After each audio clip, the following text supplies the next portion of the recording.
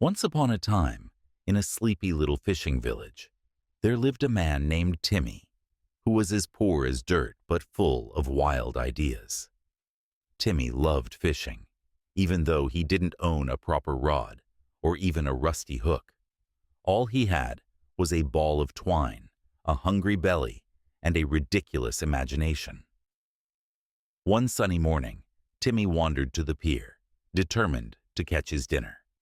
He saw old fishermen casting fancy rods and hauling in shiny fish, their laughter echoing across the water. Timmy rummaged through his pockets, but found nothing to use as bait. "What could a poor boy like me possibly use to catch a fish?" he muttered, staring forlornly at the rippling waves. Then, inspiration struck, a wildly stupid inspiration. He glanced down at his own body. "If this doesn't scream desperation, I don't know what does," he said, tying one end of the twine around his waist and the other around his family jewels. Timmy waded waist-deep into the water and cast his line by wiggling his hips furiously. The fishermen on the pier howled with laughter, slapping their knees.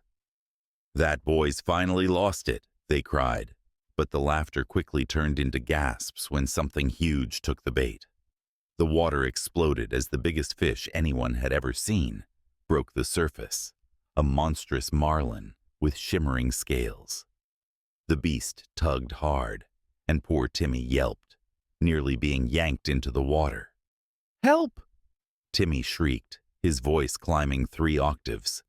The townsfolk rushed to his aid, grabbing his arms and legs while the marlin thrashed wildly. After an epic struggle that could have been a scene from a pirate movie, the fish finally gave in.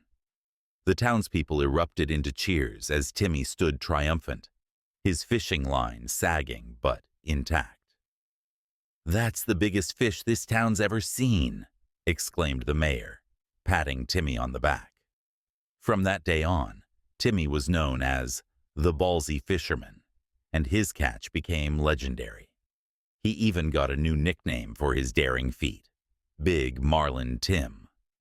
As for his unique method, Timmy decided to stick with a normal fishing rod after that. Some risks just aren't worth repeating.